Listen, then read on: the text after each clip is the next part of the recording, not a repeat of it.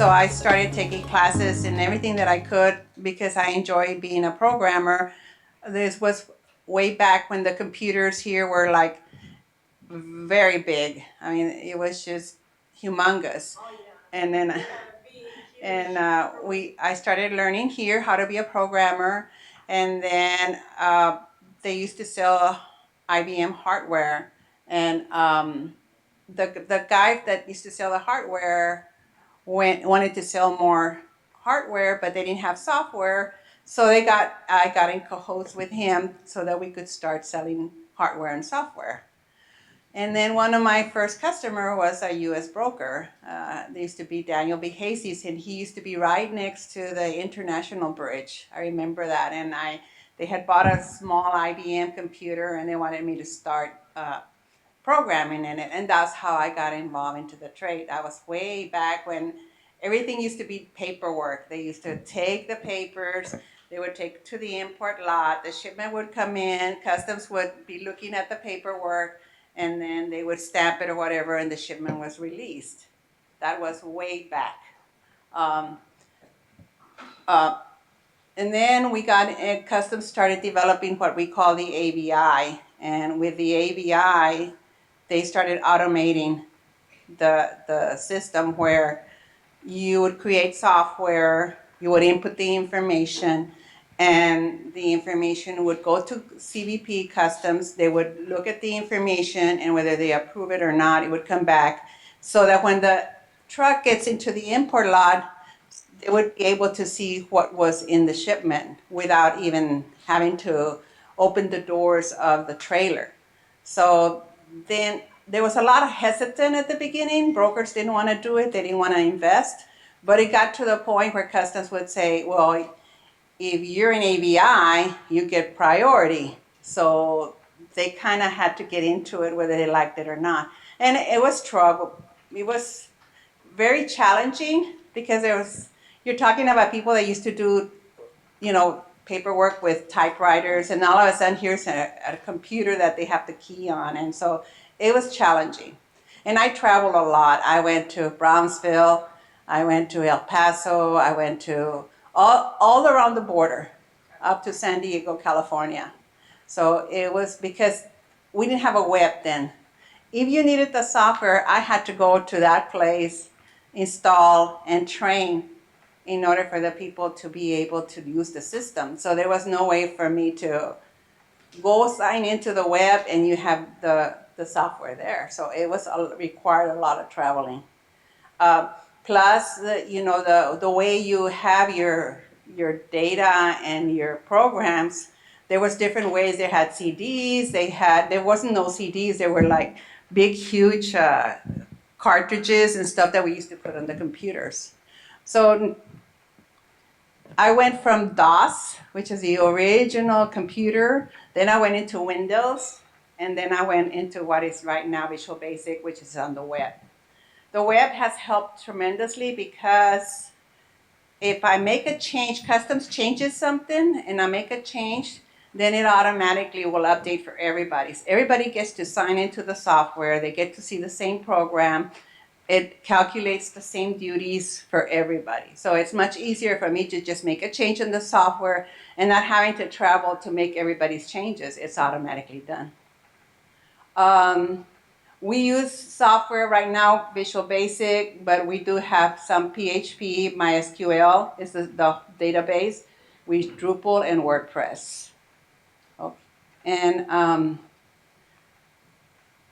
most of this is just my background as far as how we used to program and what we used to go as far as getting all the system done. And we know that technology has gotten to be where if you don't have technology, pretty much you don't survive in business. So you have to have technology. Most of the time it was challenging to get people to get started. But with ABI and Customs really pushing it and getting people to join ABI, then it became kind of semi-mandatory. I would say mandatory now because you really can't do business without ABI nowadays. This is it's just how the landscape has turned from what we used to do to how it's going now. So this is the tariffs have now created a lot of issues. And we'll get in really deep into the tariffs, because I know nowadays that is the biggest question that everybody has to have with the tariffs. Okay, so now I'm going to talk about two ways of processing crossing into United States. This is the 7501, and I'm sure if some of you all had taken classes with customs, or taken customs classes here, you had seen the 7501. But in my software, there's another option called you either do a cargo or you do a 7501. The difference between the cargo and the 7501 is that the cargo, you fill in whatever information is needed. You don't have to worry about duties at this point. And the shipment, customs checks you send the information, customs gives you an approval, the shipment comes in and it's released. You still don't have to do the calculations of the duties yet. And then this is where the processing goes when they are ready to do the 7501. This is where you calculate the duty. Now, a long time ago, like before Trump, this is what a regular entry would look like. One line, one tariff, and just one rate with no duty on it, because they were claiming USMCA, which is the trade between Canada, Mexico, and United States, and they would not calculate any duties. So here, I picked the best way to show what the difference is between what you do with you have MCA. And now, in order today, right now, you used to have just one tariff, one free. Now you have to put two tariffs. If you look at it, you have what is the 27 and the 04. When we got first knowledge, that the administration put out a 25% on anything coming from Mexico, people started paying that 25%. And then the administration said, no, we're going to go ahead and take it out. And that created a lot of chaos, because people had crossed, they were due for 3 days to have to pay the 25%. And then they took it out. And now they say, well, I already paid. How come now these people have not paid? Because for 3 days they paid, and then on the fourth day they took it out. And so that's what they tell you. You know what? If you're on USMCA, the first one, it used to be the 04, but before it used to be 01, and you had to pay the 25%. And then they changed it to 04. Well, then the administration came up with saying, well, and this just happened in April, where they talked to other countries and say, hey, I'm going to look at what other countries are charging. I'm going to charge the same thing.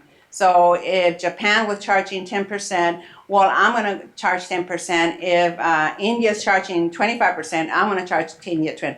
And if you looked at the news, you saw this, the president showing all this different, like a table of all the countries and how percentages it had.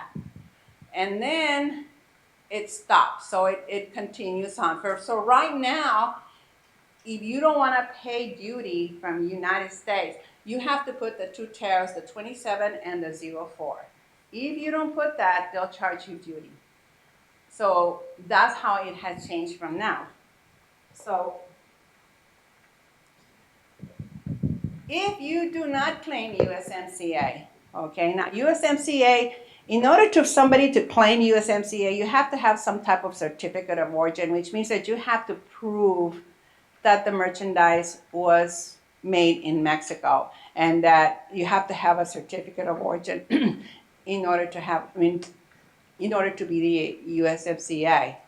If you're not in the MCA, then you have to pay. There's the 0101 with the 20%, and then you get the 25 for the 27. That's the reciprocal, because you're not claiming USMCA. So that's how much money you would pay. And one of them you would pay, this is for a 7,500 value. You would pay 1,875, and you would pay 1,500 if you do not claim USMCA. So if something comes from another country, goes into Mexico, exported from Mexico, but it's not the country of origin of Mexico, you cannot claim USMCA. So you would be paying this much. I'm talking about other countries. We're going to get into the China, which is the interesting one. Okay. Now, 9802. If you buy a part in the United States, you take it into Mexico and you create an engine or something using that U.S. part. Well, you don't have to pay for that U.S. part. If in case the administration says, okay, now I'm going to charge Mexico 10% from now on. Well, if you claim the USMC, the 9802, for the U.S. part of that engine, you don't pay the 10% on that. So that's why we use a tariff called 9802. That's a different kind of tariff. The same thing, you have to prove that you bought that merchandise in the United States and you took it into Mexico. All right. Now, here's China. Before, when Trump was president the first time, he went after China. And I'll show you later how it is. But when he the first time I'm blocking. Oh, okay. So he started charging China, which was not that much. There was some tariffs. It was built into the tariffs. So some were charged 25%, some were charged 17.5%, some were 1.2%. It had all different kinds of rates. That was before, and then President Biden got in, and so he left it, and now this is what it looks now. So we have to use all those different tariffs in order, if you're going to bring something from China. So this is the rates that you're looking at. So, of course, like that one is a shipment, $5,000 coming in directly from China. That's what they would have to pay. And I'll show you how much that amount is. But I have a customer that brings things out of China. That they created a medical devices, and some of the parts of the medical devices have China parts. So they're willing to pay that small amount, which is the $21.36, the $106.80, because the value is only $85. So they're willing to. They can't just say, well, I'm not going to sell anymore. You know, if the value of the China part is not that big, they'll go ahead and take care of it, and they'll pay for it. Okay. This is where I explained prior to the first administration, where we used to get if you would go into this tariff schedule, you would get a code there that you have the 3/, and then with the 3/, you would go into the 9903, 8803, and then that's where you would pick up the 25%. This was prior to this term. This was before President Biden. So here we go into a value. Okay, this is a value, $5,000. You got the regular tariff, which pays 7.8%. Certain tariffs, they just have a regular tariff, whatever it's going to be. Okay, some of them are free, some of them are not. So that's just a regular tariff. Then you have the 0.24, which is 20%. That was he announced that, I think, in February. And then the 03 is the one that's scheduled from the one that I tell you from his prior administration. And then this is the one he has right now, the reciprocal, which is the 124%. And then he's got, if you have steel, which we'll get back into steel and aluminum, they would be paying $10,140 to bring merchandise that is worth $5,000. So that's what you're looking at, shipments coming in from China. Okay, this is a table that they show. This is in regards to steel and aluminum. Steel pays 25%, and aluminum the same thing, if it's not U.S. steel. Now that's where we get into a lot of problems, because how do you know if the steel is U.S. or Mexican or any other country? you would have to have some type of documentation in order not to pay that 25%. So what if somebody bought the steel 5 years ago in the United States, took it into Mexico and is using it to build things, merchandise, and now they're bringing it to United States back? Well, they don't want to pay the 25%. I'm not sure how customs is going to regulate all of that, but the only thing I can tell my clients is they need to tell their clients is to have some type of documentation that steel was bought in U.S. If not, you'll be paying the 25%. The same thing with aluminum. You're going to be paying too. If you have a door, you might be bringing a metal door from Mexico. It's got steel. So what's the value of that steel that you have there? So you have to pay 25% of the value on that steel. Most of the importers are saying, you know what? If the amount is not that much, I don't want to have any hassles with customs. I'm just going to go ahead and claim it other country and bring it in like that. So a lot of them just go ahead and go for it. But like I say, if they have good documentation and that they can show that they did buy it in the U.S., then go ahead and claim zero on it and you don't have to pay. And I also will tell you, this is through all the experience, sometimes you might get a tariff that is telling you got to report the steel, the 0.87 or 0.89 or 0.90, and then the customer tells me, hey, well, that door is made of wood, has no steel on it. Why do I have to pay steel, or why do I have to even show it? But you see, the tariff is already programmed to try to get steel on it. So they have to report it, but they report it with a zero value because it has no steel. Same thing with aluminum. Sometimes you might get a say, hey, has nothing to do with aluminum. Why is it asking me? Because it's built into the tariff schedule. And that's adjustments that Customs CBP is trying to do through all their tariff scheduling. And you can understand how hard this has been. For me to program this, I have been working constantly since February. Since he started talking about bringing all these tariffs, it just never ends. I mean, I start a day with a customer, ma'am, what's going to happen today is because it can change from one day to another. What are we going to do? Because, especially when Mexico was the 25%, I was getting calls all over. Is it really going to say? Is it really not going to come? And so it was very, very challenging during those times. And now with the China and the steel and the aluminum, I'm going to still get calls with that because the tariff is still asking us to put that tariff in there. So we still have that. And this is just a chart of telling you the different HTS numbers that you have to add and the percentage.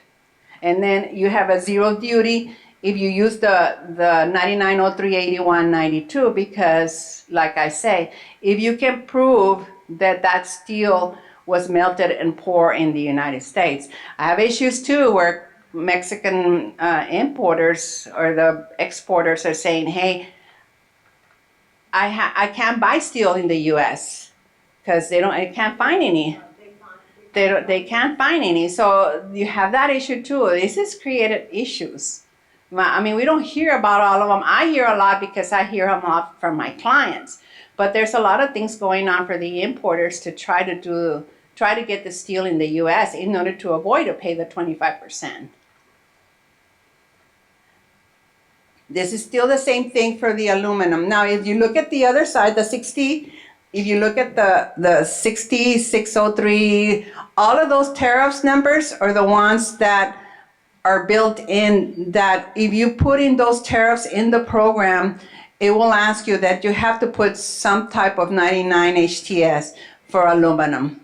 And then you have there the rate. Whether if it's U.S., of course it's 0, so you use a 09, and then in 09, if it's any other country, then you pay the 25%.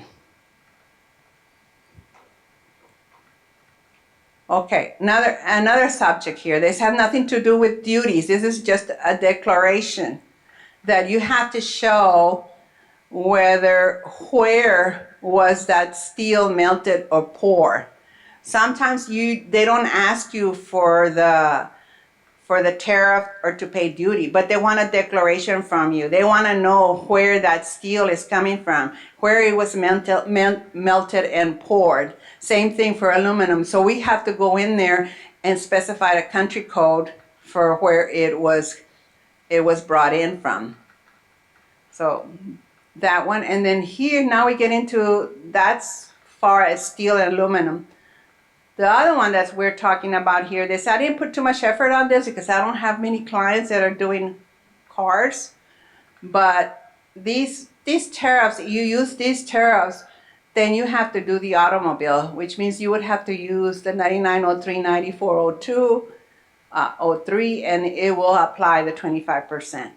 When you get down to somebody buying a car in Mexico, tries to bring it into the United States, very good question. Is it a U.S. automobile or is it another country automobile?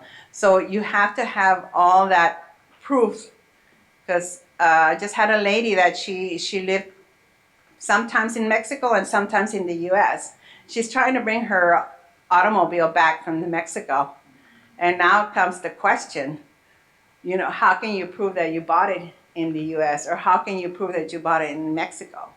So you get into another issue that we didn't have before, right? So that's pertaining all that has to do with the new tariffs that are coming in. But it's in our software we do M-bonds, and I will say M-bonds. M-bonds are becoming to be very active. The reason why M-bonds is when you go straight from Mexico into Canada or wherever you're going, you just go through US, you don't pay duty, and that is becoming to be very popular because people, even if you're gonna pay a little bit of China, because that equipment has some China tariffs in it, you're gonna say, well, if I'm gonna sell it to Canada, before, when it was zero, I could bring it into the United States and later on I'll think about exporting it into Canada. Oh no, now you don't wanna pay, so you're gonna go directly from Mexico into Canada. So inbounds, activities in inbounds are becoming more popular now. Foreign trade zones. When you bring something into the foreign trade zone, you don't, it's like taking it to another country. You don't pay duty. You are just bringing the merchandise, and then you decide whether you're gonna have privilege or non-privilege. Meaning, are you gonna pay the duty now, or you will at the rate that it is now, or are you gonna pay the duty at the time that you take it out of a foreign trade zone? Foreign trade zone is like bringing into another country, still in the United States, but it's in another country. It's kind of similar like being in another country, but you avoid paying all the duties. And we have the ISF. The ISF is another software that we have for vessels. That's for anything coming out of another country. They want you to know what's being loaded into the vessel. Normally, you have to put that information 24 hours before the vessel is loaded. Drawback. And people don't talk too much about drawback. We've been getting a lot of activity on drawbacks because they want to get their money back. For instance, if you pay a lot of duties in drawback in manufacturing, I have a customer that brings in merchandise from China. They pay the duty, they go in there, they manufacture a product, and then the product never stays in the U.S. It gets exported into Argentina, Brazil, and all these areas. Well, if they can prove that that merchandise was never used in the U.S., was exported to another country, then you can ask for a drawback and they'll refund you the duty. But it becomes very tedious because you have to have all types of documentation. You have to have the documentation of when you brought the merchandise in and the documentation of the merchandise going out. So, but we're also seeing a lot of activity on that too. So, and they're the different requirements that you have for the drawback. Then we get into the OGAs. That has been a fun. FDA, EPA, I before we with customs not changing anything, these were the departments that we had to do a lot of programming on. FDA is one of the biggest one because I have a lot of produce customers. They bring all kinds of produce. They're mostly in the valley. They bring a lot of avocados, onions. You call it, they bring a lot of produce. The thing about produce is you cannot stop. They have to bring it in, and you cannot say to the trucker, hey, well, wait for me till tomorrow and we'll cross it. No, they got to cross now because, produce is produce and you have to get it done as soon as possible. But FDA wants their own information. They want to know where it was planted, who was the manufacturer, what kind of merchandise it is, where is it going, who's going to be the consignee. And they will be sending you a message and they'll tell you, under review. You send 4 or 5 tariffs of different items like avocados, onions, and tomatoes, and they'll send you under review, under review, under review. And then once they review it, and then they'll send you a message, may proceed, well, that means that you can continue on. But we have shipments that customs, sometimes importers are like so in a rush to get their produce that the customs will release the merchandise, which means that it did cross, went into a warehouse in Laredo, but FDA has not done the may proceed. And I have had customers where they tell me, Diana, FDA is calling me back because we never got the may proceed and the merchandise is already on the way to Ohio or to Michigan, to another area. They have to bring it back. Excuse me. So I always tell my customers, even though you do get a release from customs, FDA has to give you the may proceed. If not, you have to, so you can bring it in, put it in a warehouse, and wait. Sometimes it'll take a day to get the may proceed. Sometimes it'll take 2 days, but there's no way you can do anything because you could get into a lot of trouble if FDA tells you, you know what, I want to look at that merchandise because they haven't given you the may proceed yet. So that's very, very critical as far as shipments, especially for produce. We have the EPA, Fish and Wildlife. All of those are also very important government agencies, but those are the ones that I see more activities. EPA, there's a lot of EPAs for TVs and other merchandise that you bring in, and they have to have the EPA. But the FDA is the one has more activity. Because I guess because of the type of customers that I have.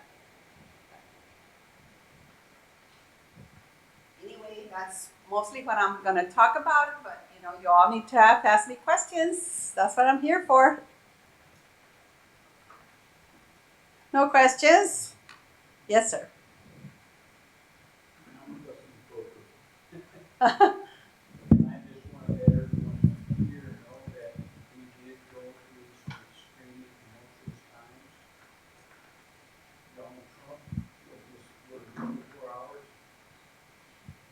Change his mind, and then customs computer programmer will come up with a scheme of how to change things without even educating the rest of the customs and border protection, the whole administration. So all of a sudden we had these changes and we didn't know how to pay our 7501s or make our 7501s, and we would call CBP and nobody could answer our questions.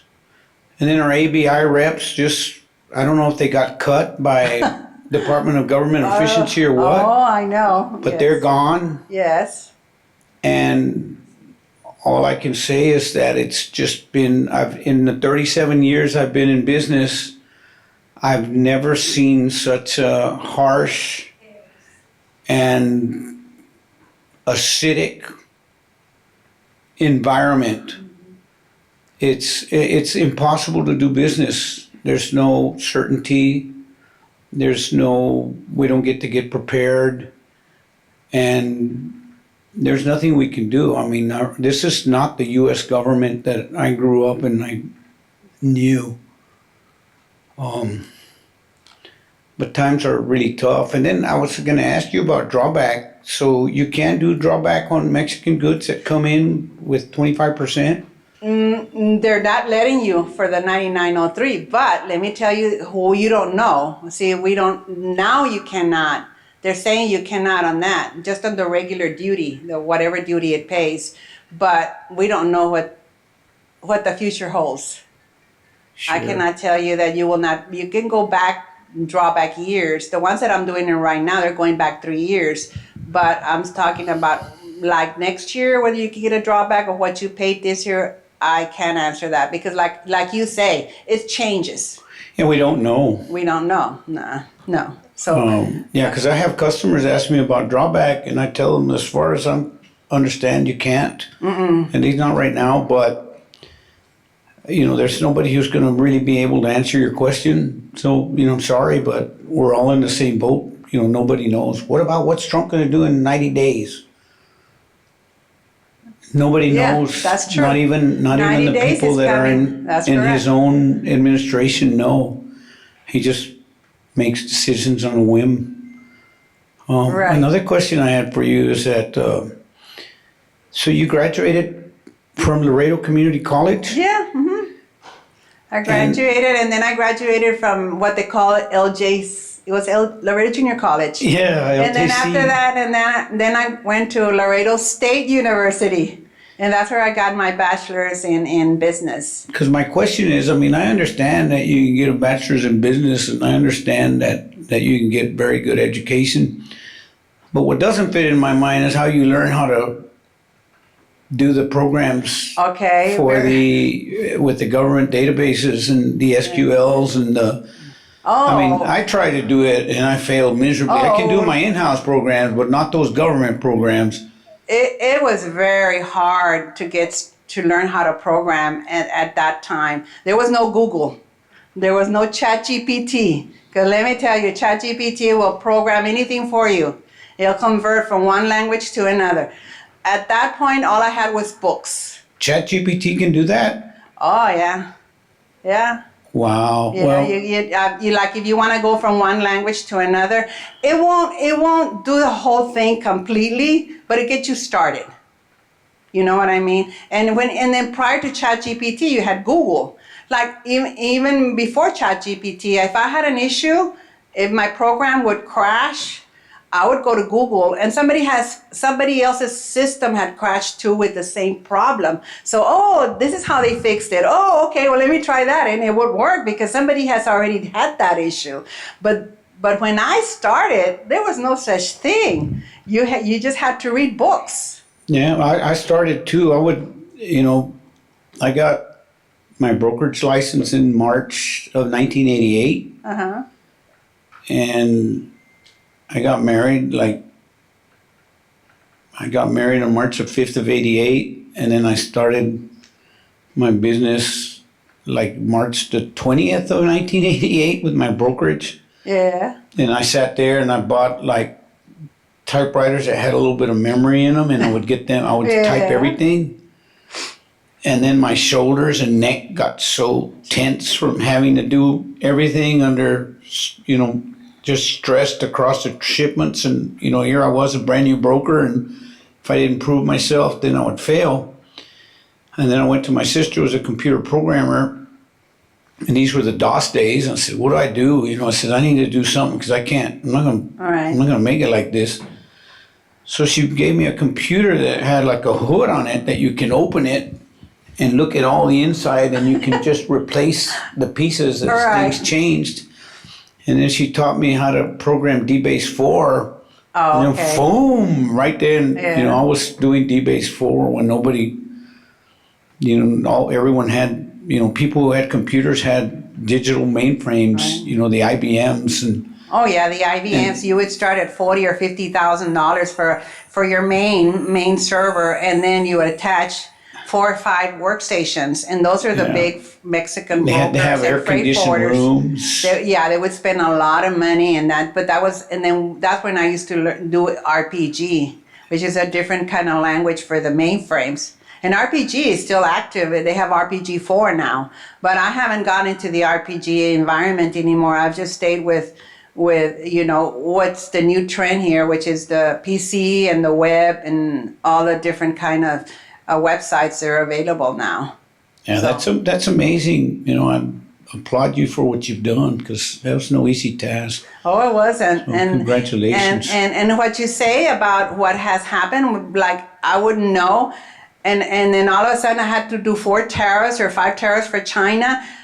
I didn't have anybody, like you would say, call a client rep. I'm getting this error. How do I fix it? I would just keep on, well, I put this tariff. Okay, well, let me try this other tariff. Oh, no, will it calculate the duty? No, it wouldn't. I just had to redo until I would get it done. But it was, nobody said, hey, Diana, this is how you put this tariff, and then you calculate this duty. There was nobody for that. When ABI started, and I was one of the first ones in South Texas, I had reps. I could call anybody. They could even show at my office and help me. Try to get a rep right now.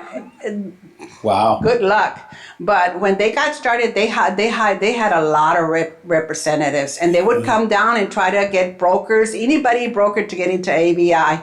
Because they really pushed it. But now, while all these are changing, we really need the reps now. Well, I'll tell you, there are no reps. I mean, the only reason that we were able to survive this time as brokers is that we couldn't contact our ABI reps. We couldn't really contact anybody. And when we did, they said, I'm sorry, but, we don't know. Right. And, I mean, you would try to cross something and get your 7501, and you would just hit the wall and hit the wall and hit the wall and hit the wall for a whole day, and you still couldn't do it. But what helped us is that as a brokers association here in Laredo, we all have a big chat, and there's over 100 brokers on it, and we all ask each other, I'm hitting the wall here, and then one of them who hit the wall maybe 500 times more than I did said, oh, this is how you do it. All right. But it's just, I cannot believe that, how difficult these times have been. But, things always change, and hopefully things will change for the better. But before, when customs started changing things, because they always change things, and nothing will ever stabilize with customs, and to me that was like a double duty, because I had to learn how to program and keep up with the new technologies, like from DOS going into Windows into Visual Basic for the web. Meanwhile, I have all these things that customs is trying to do. Oh, now we're going to automate this. Oh, now we're going to do FDA. Oh, now we're going to do EPA. And I had to do both at the same time, which was very, very, I worked a lot of hours. Wow. Well, congratulations to you. That's pretty remarkable. Just a lot. And not having, well, at that time there was some CBP help, but as far as learning the web, how to program, it was hard to get started too, because, but Google was just starting at that point. I had a question, going back to drawback. How there's a lot of change coming up. Maybe in the future, if the policy changes again, the trade policy change, what maybe, I know this is just a question, but maybe we'll be able to do drawback for those entries. Could How be. far can they go back? 3 years. 3 years. I don't know, we have 3 years. 3 years. No, that's a good question. Yeah, no, like I'd say, like you say, I can't tell you can't do drawback, because maybe in the next administration or what, they'll say, you can do drawback. And so that's why paperwork is very important, and to keep your documentation. And very important in drawback, if you're exporting to another country, is you got to have paperwork. In drawback, if you're bringing in merchandise, paying duty, and you're exporting into the other country, keep your way bill. Keep any information that you have, who was the carrier, because that will be very important in your drawback. Now, drawbacks, they take a year to get your money. It's not like you're going to get your money really fast. But the company that I deal, they do in multi-million-dollar drawbacks. They're a huge company out of Houston, and they're exporting to Argentina, so it's worth their time. Yes, ma'am? Good morning. Thank you for coming. Yes. I'm also a broker, and I have a follow-up question to Mr. Cigarroas. I really admire your work, especially as an ABI Thank you. programmer and service provider. But I really don't understand the behind the scenes. Could you give us the behind the scenes, especially right now that things are changing and a drawback in less than 24 hours? Things are changing. How do you keep up with that, and how do you keep your clients aware? Because like you mentioned, we're trying to do something and then it won't go through, and I'm always wondering, where are the experts in computers? Are they aware of the changes? How do you get that information? Could you give us that background? What's going on behind the scenes? Let me show you something. Thank you. And I did bring a copy of it to see. I don't have, it's part of the screen, but I bought it here anyway.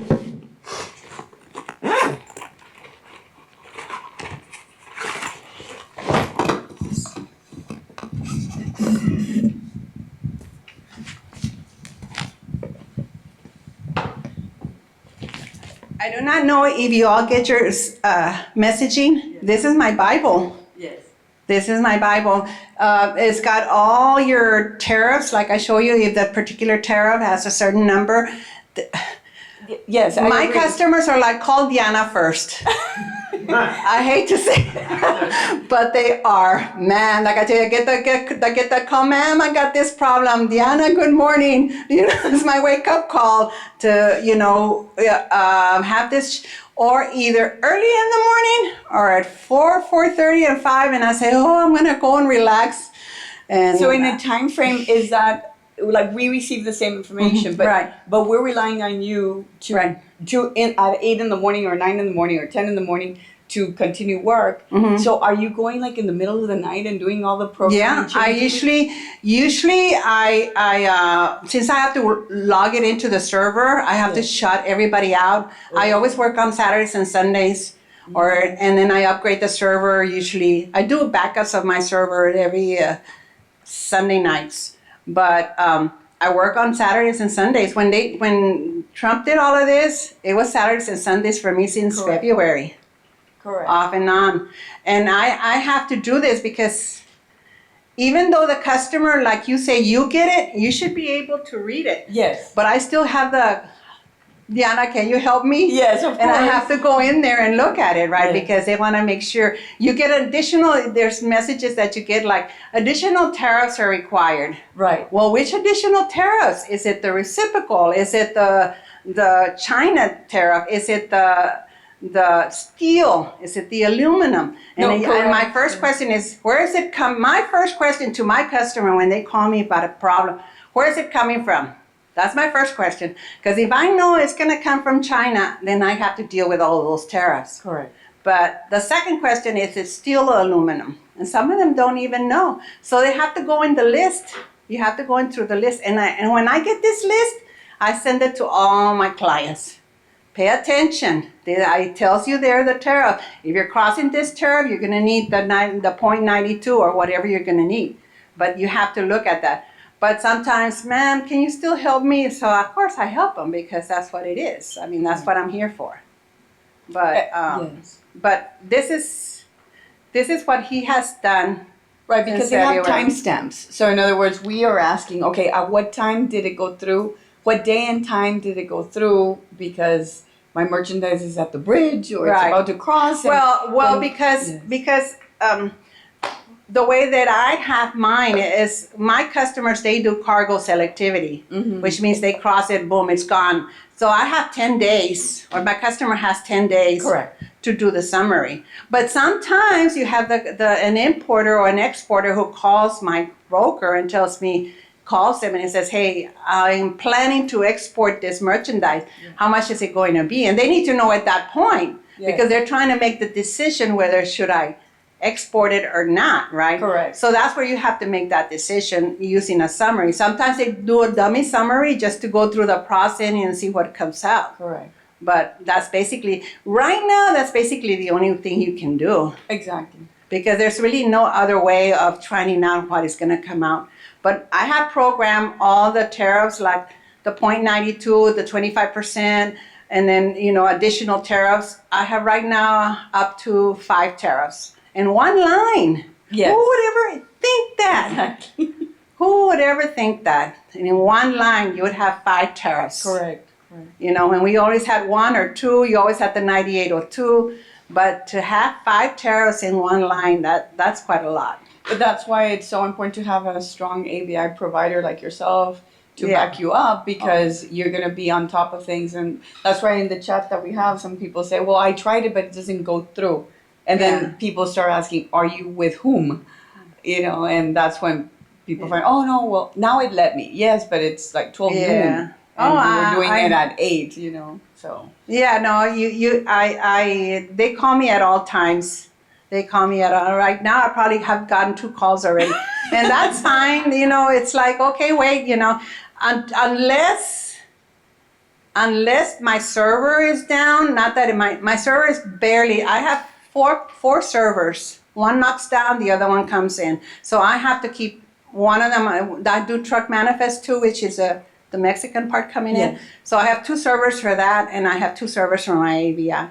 So that if one happens to one of them that knocks out or lights go off, whatever, I have another one. I don't have them in my office. One of them is up in Denver, the other one is up in somewhere in the northeast coast.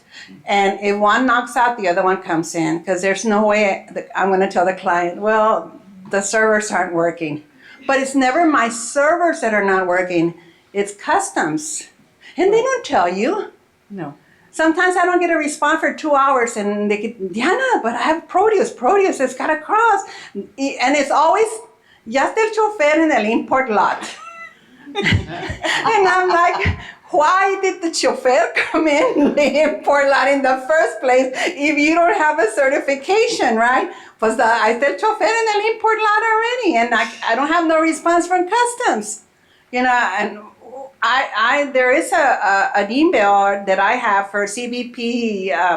It's like the mainframe people, and sometimes I use them. And they'll respond, we have an issue. Well, why didn't they send a messaging saying they have an issue? Exactly. They don't tell you, so. They have issues, that's why. Probably, yeah, but they're not gonna tell you, So until then, after I ask them or I tell them, they'll send a message. We're having inbound issues. Oh, we're having transportation issues or a lot of issues. But after I have emailed them and tell them that the system was down. And every port is different. I've traveled so many ports that, well, we're used to in El Paso doing it this way. Oh yeah, but Laredo is different. Just because El Paso is doing it that way, you can't say, well, they're doing it over there like that. Oh no, we're different here. So they have their little ways of doing things. I've been through a lot, okay? Through a lot with customs, with my customers, with trying to deal with all the updates. Yes, sir.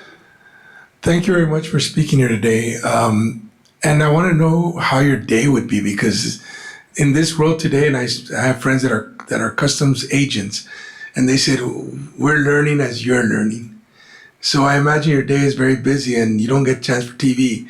We had an announcement that the White House just called Jeff Bezos a hostile act because Amazon decided to start pricing and showing where the tariffs affect on their products. And the response was, well, that's a hostile act toward the White House. And they're like, this is daily. How does your day go where you deal with the news and what's going on to be able to change or see what's going on?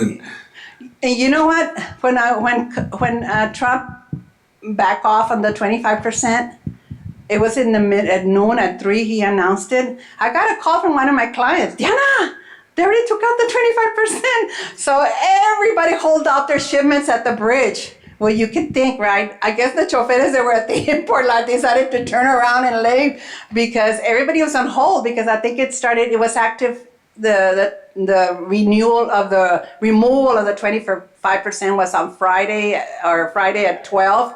So then bridge, I'm sure, was packed at Friday. But on Thursday, everybody just didn't want to cross because, and I had a client call me at 3, and I guess she must have had the TV on.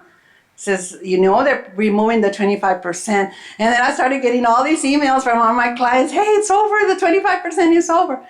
And then some of the people from Mexico weren't even aware of the 25%. And they were sending shipments. And then they're saying, why did so-and-so paid and I didn't pay, right? So that was a big no-no because you can't blame them. You can't blame them to complain because they crossed it on Tuesday, Wednesday, or Thursday. And then the Friday, everybody was free. So a lot of brokers and customers got very upset.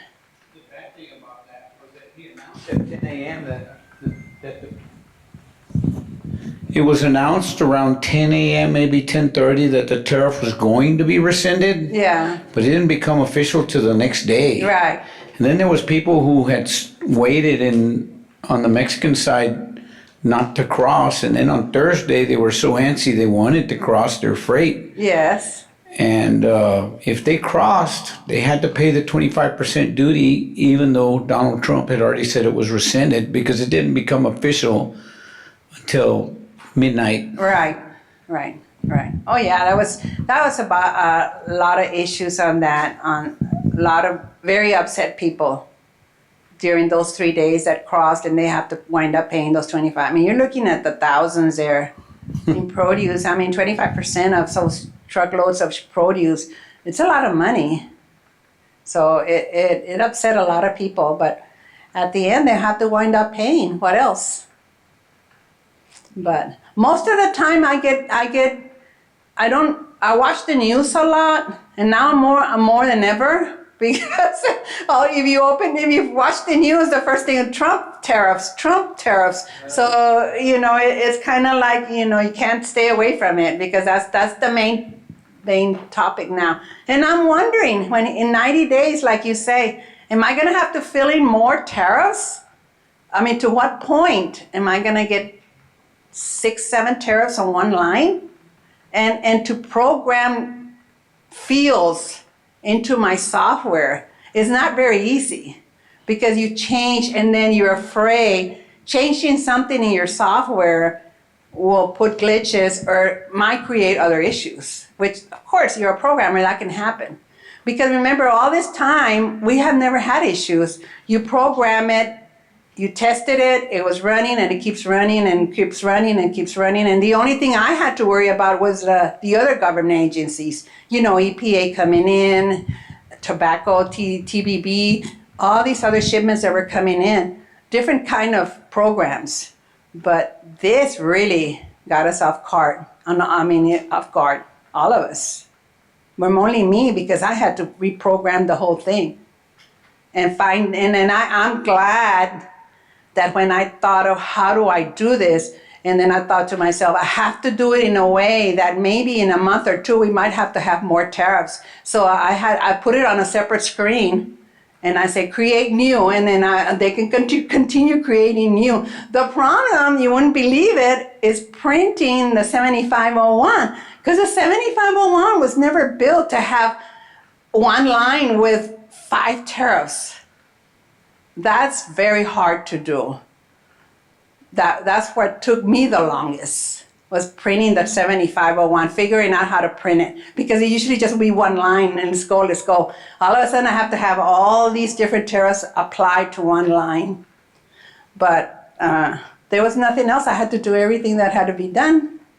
But the transmissions, since I created the program, it was not that complicated. It was, but to do it, the problem was, like you say, I couldn't depend on anybody. I had to just test and retest until I got it done, because I had nobody to ask.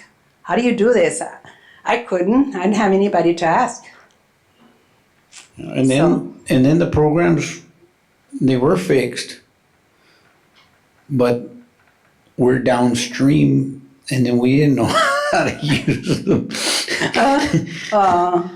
I know. It's like when you go back to all of these. Let me go back to the one on the on yeah, this one. Like you say, well, why didn't he just change one of them and add up, make that 125%? Why do I have to have all these tariffs? You know, if something's coming in from China, give me one tariff that will pay 125% and I'm done.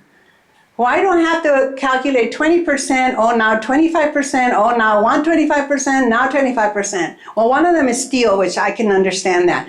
But, you know, why couldn't he just say one tariff, 125%? That's easy to program. I just changed the rate. We put the tariff with the 125%. You query it, you get it done, you calculate it. Why do I have to have all those tariffs? Yeah, and then they have to have a sequence also. Yeah, yeah. So I don't even know, to tell you the truth, and I will tell you, if it doesn't have steel and you put steel on it, it'll accept it. I don't know if you all had that issue or not.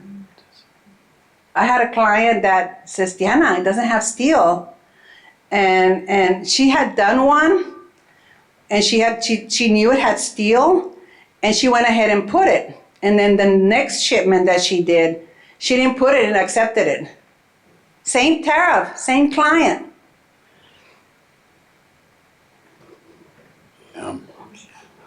All those things are going on.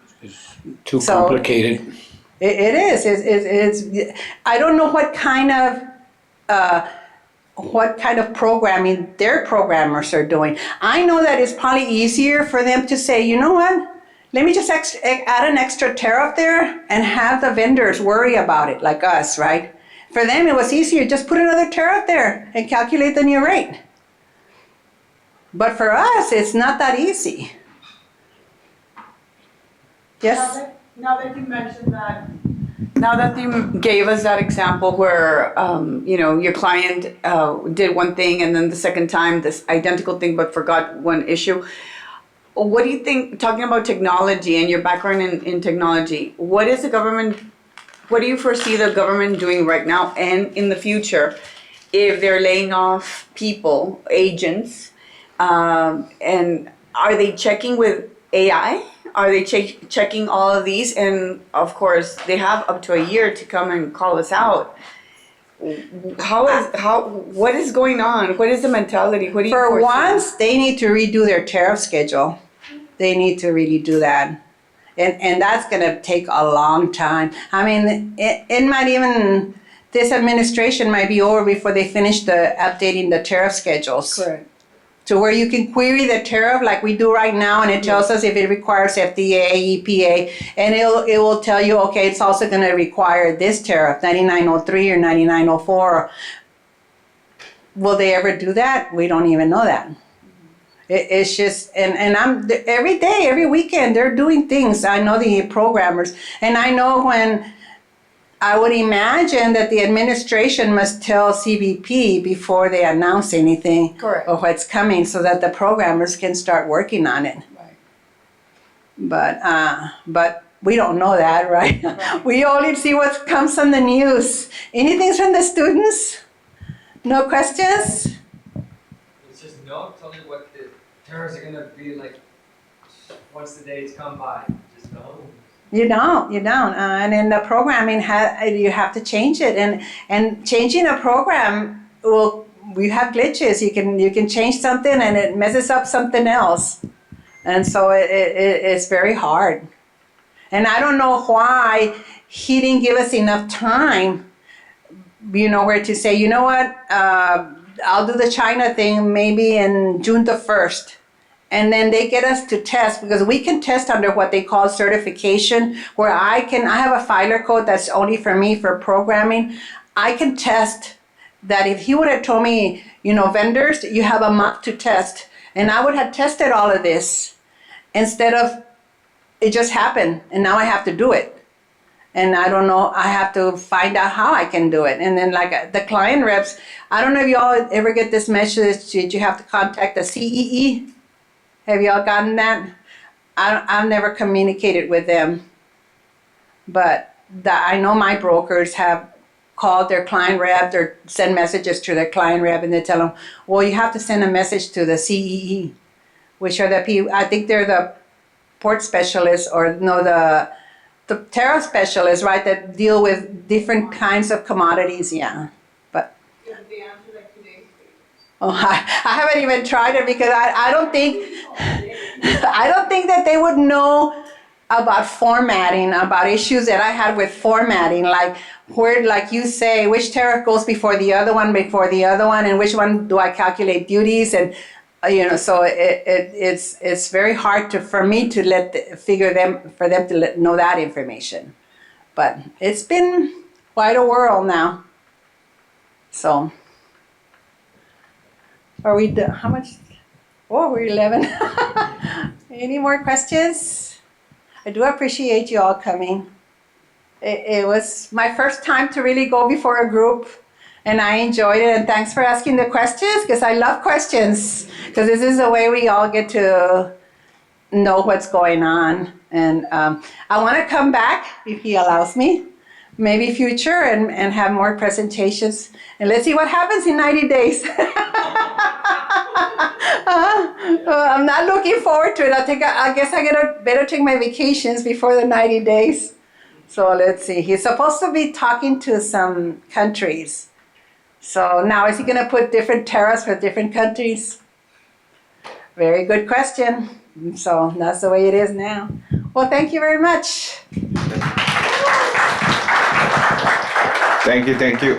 Just one more thing I'd like to, we have our students here. I'd like for you to maybe share with them maybe some advice as they're going, starting college, going through these courses, from your experiences going here, we're at a junior college back then, but now it's a college. Yeah. But give them a little bit of advice as to how to, move forward in today's world. Well, you all have a lot of resources. I will start with that. You have Google, you have ChatGPT, but you also have to put your own effort. You don't expect to be everything done. You have to have that individual. If you go into business, if you do something that, don't ever doubt yourself. Always say, hey, what I've been through, especially women in business, there's no reason for you not to say, I can't do it. You can do it. I went through a lot. But you have all the resources. If you don't want to accomplish something, it's because you don't really put the effort in it. But there is a lot and Laredo is always going to be the trade, to me, the trading world for, as far as trade is one of the biggest import. I think it is one of the biggest ports. And it's growing. There's a lot of opportunities for you guys to learn it and get it to go and work. But you just have to put your effort in it. Nothing's free in this world. Everything takes a lot of work, a lot of studying. But you're in the college. You're not when you used to be in high school and said, I don't have to do it. No, in college, you don't do it, you don't learn it. So you have to put your effort in it and study. And if you all are planning to get your license, go for it. There's nothing to stop you from trying to get your own license. And it took me 3 times to get my license. But I never studied I would just pick 1 month before and I'd say, okay, I'm going to study. And I would, just 1 month before I took the test, that's why it took me 3 times to pass. But there's so many other things in logistics. It's not just the test and brokers. There's, transportation. There's a lot of logistics going on between anything having to do with trade. But if you feel you have an inch in something, go for it. You have to go for it because people are not going to do it for you. I will give you a very good example of me going to a bank in the 80s, okay? Nobody knew technology. There was no such word as technology in the 80s. It was called computer programming. And I would get these contracts with Mexican brokers for $10,000, $7,000, and I'll go to the bank and I'll say, hey, I need money because I have to hire people to do all of this.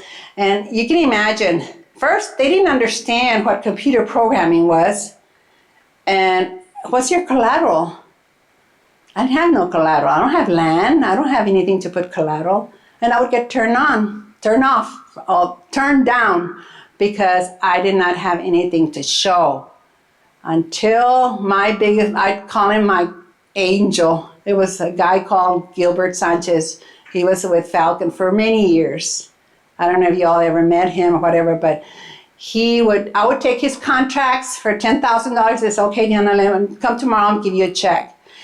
And with those $10,000, I would hire people to help me out with not much as programming, but to go into the sites and train people because it would take that much. You gotta understand that when in my age, I had to do a lot of traveling because if I picked up a new client, I had to go into their office, train them, find out how many people are gonna be employed, what specific requirements they needed, so in order for me to do the programming the way they wanted it.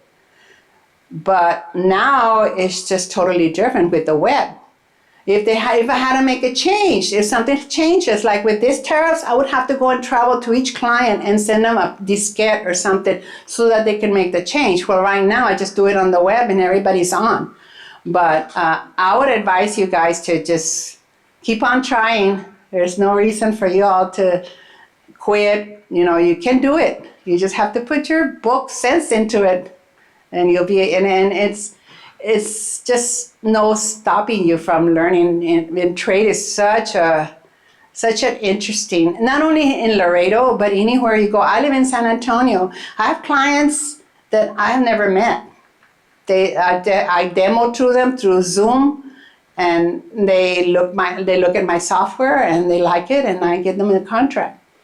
But keep on rocking, guys.